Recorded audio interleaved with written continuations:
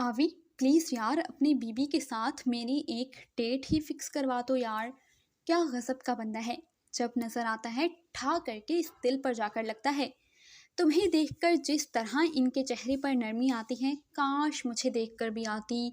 तो कसमें एक पल की भी देरी किए बगैर इस हैंडसम के अनाबी लबों को शिद्दत से छू लेती। उसके लहजे में बेवक्त हसरत और बेबाकी महसूस कर आवी के गाल पल में गुलाबी से सुर्खी माइल हुए थे। हाय एवरीवन, अस्सलाम वालेकुम। Welcome to classic entertainment premium channel, जहां हम आप लोगों के लिए लेकर आ गए हैं नॉवेल्स का एक नया जहां मिलेंगे आपको आपकी मोस्ट फेवरेट राइटर्स के नॉवेल्स, वो भी बहुत बहुत बहुत ज़्यादा रोमांटिक वाले। तो फिर आज भी मैं इस सिलसिले में लेकर आई हूँ आप लोगों के लिए एक बहुत ही ज़बरदस्त सा नॉवेल, जिसका नाम है डार्क लव सीक्रेट, जिसको तहरीर किया है हेज़ल शाह ने।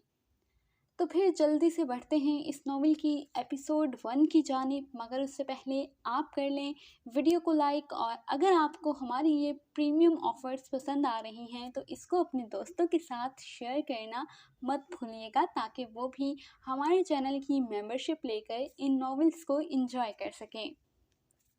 तो फिर अब जल्दी से स्टार्ट करते हैं ये मज़े का रोमांटिक सा बहुत ही अच्छा इंटरेस्टिंग सा नॉवेल, जिसका नाम है dark love secret, written by Hazel Shah. Episode 1। बीबी की पुरजोर पुकार पर पूरी यूनी की लड़कियों ने उसे पलट कर देखने के बाद उस पुकारे जाने वाले बंदे को भी पूरे हक से देखा था, जो चॉकलेटी ब्राउन पेंट कोट के साथ लाइम कलर की शर्ट पहने, बालों को जेल से एक साइड पर सेट किए, पैरों में स्टाइलिश कीमती शूज़, कलाई में स्विस वॉच पहने गोया वहाँ आया और छा गया था। उसका नाम एक ब्रांड था और वो चीज़ें भी आला तरीन ब्रांड की ही यूज़ करता था। यहाँ तक कि उसके नाक पर सजी सिल्वर कलर की वो नाजुक चश्मे वाली फ्रेम भी कीमती थी, जिसमें से उस लंबे चौड़े यूनानी देवताओं जैसे नज़र आते बंदे की जहानत से भरपूर भूरी आंखें चमकती नज़र आती थीं। उन भूरी आंखों में सामने नजर आती उस मलकूती हुस्न की मलिका के लिए फ़कत नरमी ही नरमी थी, और जब वो धीमा सा मुस्कुरा देता तो गोया कयामत ही बर्पा करता था सारी हसीनाओं के दिल पर। आवी, प्लीज़ अपनी बीवी के साथ मेरी एक डेट ही फिक्स करवा दो यार। क्या गज़ब का बंदा है। जब नज़र आता है ठा करके इस दिल पर जाकर लगता है। तुम्हें देखकर जिस तरह इनके चेहरे पर नरमी आती है, काश मुझे देखकर भी आती। तो कसमें एक पल की भी देरी किए बगैर इस हैंडसम के अनाबी लबों को शिद्दत से छू लेती। उसके लहजे में बेवक्त हसरत और बेबाकी महसूस कर आवी के गाल पल में गुलाबी से सुर्खी माइल हुए थे। शट अप पैना की बच्ची, अगर उन्होंने तुम्हारी बेबाकाना बातें सुन ली ना, तो आज से हमारी दोस्ती का इख्तिताम समझो। उसने साथ चलती ऐना को अपनी बातों से तकरीबन खौफजदा ही कर डाला था। एक तो इस हैंडसम की वजह से मुझे पूरे कपड़े पहनने पड़ रहे हैं, ऊपर से तुम बोल्ड गुफ्तगू पर भी पाबंदी लगा रही हो। बहुत ही नाइंसाफ़ी है भाई ये। वो दोनों सुस्त कदम उठाती, अमेरिका की मुकामी ज़ुबान में बाहम गुफ्तगू करती उस शख्स के करीब आकर ठहरी, जिसे आवी ने बीबी का खिताब दिया था, जो अपनी सोबर लेकिन टिप टॉप शख्सियत की बदौलत वहाँ की हर शय पर गोया छाया हुआ था।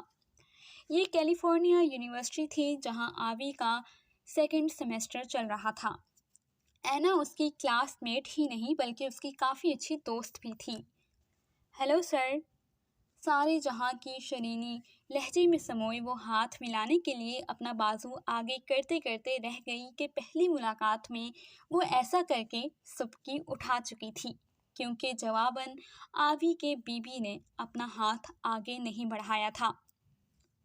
हेलो प्यारी लड़की, कैसी हो? ऐना के खुशदिली से कहने पर जवाबन उसका लहजा पुरशफीक हुआ, तो जहाँ ऐना का मुंह कड़वा हुआ, वहीं आवी खिलखिला उठी थी।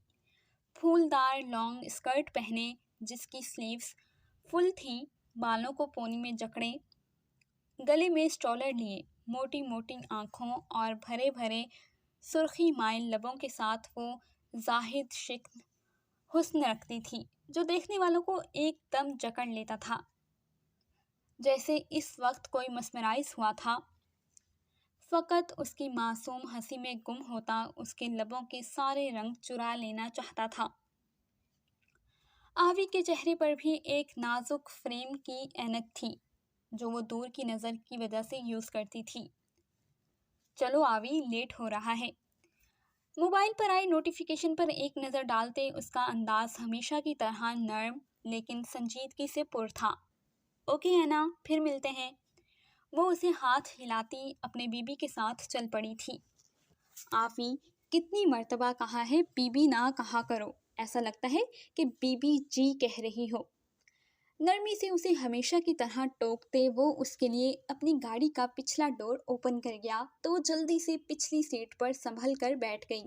उसके बैठते ही वो खुद भी उसके साथ ही बैठ चुका था। भाई, बीबी शॉर्ट फॉर्म में है और वैसे भी बदर भैया आपकी कूल नेचर से सूट नहीं करता। उसने हमेशा वाला जवाब पेश किया और उसके वर्जिशी बाजू से अपना गाल टिकाती साथ अपना दोनों बाजू वो उसके बाजू में लिपेट कर अपनी नींद से बोझल आंखें मूंद गईं। तो बदर जान ने हाथ बढ़ाकर एहतियात से उसके ग्लासेस उतारकर अपने कोट की जेब में लगा लिए। आप हमेशा मुझे लेमोजिन में लेने आते हैं। उसकी आवाज़ भारी होने लगी थी जिसका मतलब था कि वो सोने की तैयारी में है। मैं हमेशा तुम्हें इसी गाड़ी में लेने आऊँगा क्योंकि ये गाड़ी मेरी आवी की फेवरेट है। प्यार से उसके बाल सहलाते वो नर्म गोई से बोलकर बाहर के मनाजर पर नज़र जमाए किसी गहरी सोच में गुम हो गया क्योंकि उसे इल्म था कि अब आवी ने घर पहुंचकर ही बेदार होना था। उसका भारी सांसों का रिदम उसके गहरी नींद में होने का पता दे रहा था, जबकि उसकी गिरफ्त अब भी अपने बीबी के हाथों पर मजबूती से जमी थी। बड़ी ही मज़ेदार सी खुशबुएं उठ रही हैं। लगता है अकूजान ने कुछ स्पेशल खाना तैयार किया है आज।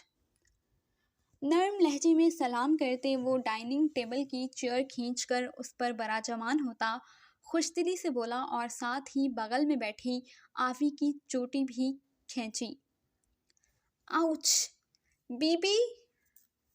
उसके बाजू पर हाथ मारते साथ आवी ने उसकी शिकायत लगाने का फरीज़ा भी अंजाम दिया था। दाऊद, बहन को तंग नहीं करो।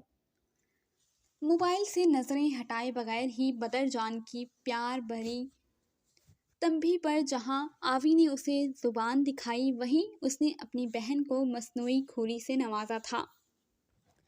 आज के मेन्यू में है क्या? कोई मुझ गरीब को भी बता दे। अकू जान जो उनकी रिश्ते में फुफ्फो लगती थी उन्हें मुलाजिमा के साथ आते देखकर उसने दुहाई दी थी। ये उनके घर का डिनर टाइम था जिसमें उन सब का इकट्ठे होना लाजमी होता था। दिन में भले आप लंच साथ ना करो लेकिन ब्रेकफास्ट और डिनर के वक्त सब ही घर वाले लाजमन एक जगह इकट्ठे होते थे। आज बदर जान की फरमाइश पर चिकन यखनी पुलाव बनाया है। अपनी जगह संभालते हुए उन्होंने भाप उड़ाती ट्रे की जानिब इशारा दिया जो मुलाजिमा रख कर जा चुकी थी, जबकि पुलाव की इश्तिहा अंगेज खुशबू गोया वहाँ चकराना शुरू हो चुकी थी। बदर जान की पसंद हमारी पसंद है, क्यों आवी? बिल्कुल, बीबी की पसंद ही मेरी पसंद, उसने जोश से एक नारा मारा था। अच्छा बस ठीक है, अब खामोशी से सब खाना शुरू करें। बदर की संजीदा आवाज़ पर वो सब ही खाने की जानिब मतवज्जा हो गए थे। पुलाव के साथ कबाब भी थे और रशियन सैलेड भी था। मीठा तो टेबल पर मस्ट होता था कि आवी को मीठे से काफ़ी रग़बत थी। कल हमारे यहाँ एक न्यू फैमिली मेंबर का इजाफा होने जा रहा है। नैपकिन से मुंह साफ करते उसने गला खंकार कर बात शुरू की ही थी कि दाऊद के तासुरात पथरीले हो गए, जबकि नए फैमिली मेंबर के इजाफे का सुनकर आवी पूरी तरह पुरजोश नजर आने लगी थी। अकूजान अलबत्ता खामोश थीं कि उन्हें सारी बात का इल्म था शायद। मैं चाहता तो यही था कि मॉम और उनके हस्बैंड की डेथ के बाद बेला मेरे साथ ही पाकिस्तान से यहाँ आ जाती, लेकिन उसके लास्ट सेमेस्टर स्टार्ट थे जिस वजह से वो इस वक्त तो नहीं आ सकी, लेकिन इस वीक उसके पेपर्स ख़त्म हो चुके हैं तो वो कल तक यहाँ पहुँच जाएगी। बाद में चंद पल का तवक्कुफ किए उसने सबके तासुरात जांचे और सिलसिला कलाम जोड़ा। मैं चाहता हूँ कि सब बेला के साथ अच्छे से पेश आएं और उसे खुश दिली से वेलकम करें, बिल्कुल ऐसे जैसे किसी बहन को करते हैं। वो अपने नर्म ठहरे हुए लहजे में बोल रहा था, लेकिन आखिरी के जुमले पर उसने ख़ास दाऊद को देखकर संजीदगी से उस जुमले को अदा किया था। वो कम से कम मेरी बहन नहीं है बदर भैया, वो जस्ट हमारी मॉम के लवली हस्बैंड की बेटी है। ये कहते हुए उसका लहजा जहर जहर हुआ था। दाऊद, इस जिंदगी में सबको जीने का हक है बच्चे। अगर वो जवानी में बेवा हो गई थी तो उसका मतलब ये नहीं था कि वो सारी जिंदगी ऐसे ही किसी साथी के बगैर गुजार देती। इसने उस अथरे घोड़े को नरमी से ही संभालना था, वरना वो खुद तो जलता ही साथ औरों को भी जलाता। नहीं, इसका मतलब ये था कि वो अपने बच्चों को छोड़कर अपने मनपसंद बंदे का हाथ थामकर चल देती, और यही किया उन्होंने। वो मज़ीद तल्ख हुआ। रूबी के साथ ना जाना तुम्हारी अपनी चॉइस थी दाऊद। इस मर्तबा अकू जान ने उसे जताना ज़रूरी समझा। इससे पहले कि बात तूल पकड़ती बदर जान को मुदाखलत करनी पड़ी। अच्छा बस, अब कोई बहस नहीं होगी। उसका बारोब बाहरी गूंजदार लहजा जहां आवी को सहमा गया, वहीं माहौल में भी एकदम सन्नाटा छा गया था। आवी के चेहरे की बदलती रंगत पर उसे अपने सख्त लहजे का एहसास हुआ तो उसके चेहरे के तासुरात सिरत से मुस्कुराहट में ढले थे। अकूजान, आप ऊपर वाले पोर्शन में बेला का रूम सेट करवा दीजिएगा और ड्राइवर को ताकीद कर दीजिएगा कि वो वक्त पर उसे एयरपोर्ट से ले ले। उसके नर्म लहजे में जहां वो दोनों मुतमईन हुए थे, वहीं इतनी देर से परेशान चेहरा लिए बैठी आवी भी रिलैक्स हुई थी। आवी, तुम खा क्यों नहीं रही हो? प्यार से उसे टोकते वो अपने लिए लौकी की खीर निकालने लगा। उनके यहाँ अकूजान की बदौलत हर देसी खाना बनता था, जिसे वो तीनों ही ज़ौक़ व शौक़ से खाया करते थे। खुशी के मारे मेरी तो भूख ही उड़ गई है बीबी। हाय, मेरी बहन आने वाली है। सच में मैं तो अकेली रह रहकर बोर हो गई थी। अब मुझे भी कोई बातें करने वाली मिल जाएगी। वो पुरजोश सी तेज तेज बोल रही थी। उसके चश्मे के पीछे से नजर आती उसकी ब्लू आइज की चमक इस लम्हे मजीद बढ़ चुकी थी, जबकि उसका दिलकश चेहरा गुलाब की तरह खिल चुका था। वो पिंक रोज कलर का शर्ट ट्राउज़र पहने हुए थी, जबकि घने शहद रंग बालों को उसने जूड़े की शक्ल दी हुई थी, जिस वजह से आवारा लटें उसके गले के खम को तो कभी उसके नर्म गालों को छू रही थी। उसकी हर हर अदा इस वक्त कैमरे की नज़र में महफूज हो रही थी, जिससे बेखबर वो अपनी धुन में चहक रही। सारा दिन तो तुम कभी ऐना तो कभी अकूजान के साथ लगी रहती हो, फिर भी बैटरी चार्ज रहती है तुम्हारी, और मज़ीद भी तुम्हें बातें करनी हैं। वाह, क्या कहने हैं बड़बोली के। वो क्यों किसी एक्स वाई के लिए अपना मूड ख़राब करता सबके साथ, इसीलिए वो पल में अपने असली मूड में लौटा था। ऐना मेरी एक ही दोस्त है और वो अपने घर होती है, मेरे पास नहीं। और रही अकू जान की बात, तो वो बहुत मसरूफ़ होती हैं, इनके पास मुझसे बात करने का वक्त ही नहीं होता।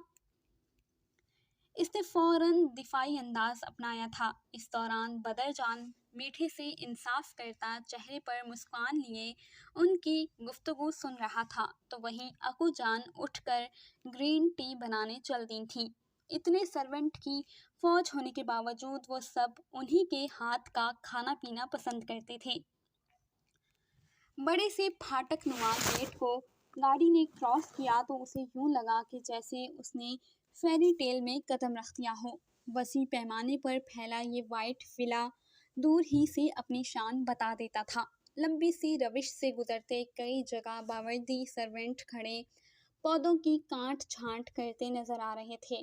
चंद मिनट बाद ही उसकी गाड़ी मेन एंट्रेंस के सामने रुकी तो दूसरे ही पल सर्वेंट ने आगे बढ़कर गाड़ी का पिछला डोर ओपन कर दिया, जबकि दूसरा सर्वेंट गाड़ी की डिग्गी से उसका सामान निकाल रहा था। बेला ने गहरी सांस लेकर खुद को पुरसुकून करते ही अगले ही लम्हे पाँव गाड़ी से बाहर निकाल दिए थे। गाड़ी से निकलते ही चंद स्टेप के बाद ही उसे अकूजान के साथ आवी खड़ी नजर आई थी। वो गायबाना तौर पर उन दोनों को जानती थी, लेकिन पर्सनली पहली मर्तबा मिल रही थी तो थोड़ी झिझक आड़े आई थी। आवी ने उसे यूं ठहरते देखा तो दूसरे ही लम्हे वो तेजी से उनके करीब आकर उसके गले लग चुकी थी। वेलकम होम लवली सिस्टर, उसको बाहों में कसे वो पुरजोश सी बोली तो जवाबन बेला ने भी उसके गिर्द बाजू कस दिए थे। बहुत शुक्रिया, आओ तुम्हें अकूजान से मिलवाऊं। इससे अलग होते वो उसका हाथ थामे आगे बढ़ी थी।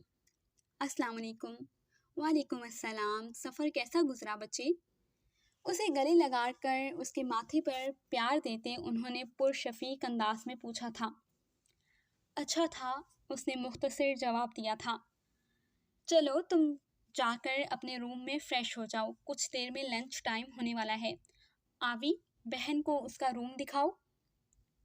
वो एक साथ उन दोनों से मुखातिब होती अंदर की जानिब बढ़ गईं तो आवी उसका हाथ पकड़कर उसे अपने साथ लिए अंदर की जानिब बढ़ गई। घर बाहर से जितना खूबसूरत था, अंदर की हर शय उससे भी ज़्यादा शानदार थी। यूँ लगता था कि अगर किसी चीज़ को हाथ भी लगाया तो वो मैली हो जाएगी। वो खुद को यहाँ मिसफिट सा महसूस कर रही थी। उनका घर भी अच्छा था, लेकिन इस घर का मुकाबला तो नहीं कर सकता था।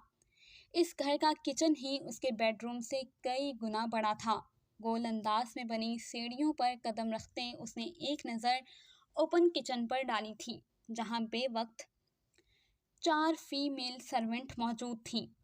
इसी तरह आवी के साथ गायब दिमागी से चलते उसे शिद्दत से एहसास कमतरी ने आन घेरा तो उसने अपना सर छटक दिया था। ये लीजिए जनाब, आपका कमरा भी आ गया। वैसे क्या मैं आपको तुम कह सकती हूँ, क्योंकि आप कह कह कर मेरा तो मुँह ही दुख जाएगा। वैसे भी आप मुझसे 1-2 साल ही बड़ी होंगी। वो अपने अज़ली मासूमियत भरे लहजे में बेतकल्लुफ़ी से बोली तो बेला ना चाहते हुए भी एकदम ही मुस्कुरा दी थी। बिल्कुल, तुम मुझे तुम कह सकती हो। उसने इजाज़त देने के साथ ही उसके गुलाबी रुई जैसे गाल को 2 उंगलियों से छुआ तो कैमरे की आंख से ये मंजर देखते उस शख्स को ये बेतकल्लुफ़ी कुछ ज़्यादा पसंद नहीं आई थी। बीबी और डी भैयों से मुलाकात आपकी डिनर पर ही होगी। बीबी जितनी सॉफ्ट नेचर के हैं, डी भैयों पर उनका बस हल्का सा ही असर पड़ा है। वो थोड़े सड़ू लगेंगे तुम्हें, लेकिन घबराना नहीं है। मेरे और बीबी के होते हुए वो तुम्हें कुछ कह नहीं सकेंगे, और कह दें तो फौरन मुझे बताना, मैं बीबी से उनकी शिकायत लगा दूंगी। कमरे का डोर खोलकर वो उसके साथ साथ ही रूम में दाखिल होती आखिरी बात उसकी जानिब झुककर राजदारी से बताती बोली तो बेला ओके के अंदाज में सर हिला गई। वैसे भी डी भैया कोई भी हो, उसकी बला से। वो सामने वॉशरूम है और तुम्हारा लगेज मुलाजिम ड्रेसिंग रूम में पहुंचा गए होंगे, तो फ्रेश होकर आराम करो, हम 1 घंटे बाद लंच पर मिलते हैं। मुस्कुराकर कहती वो वापस पलटी और जाते हुए रूम का दरवाज़ा भी बंद कर गई।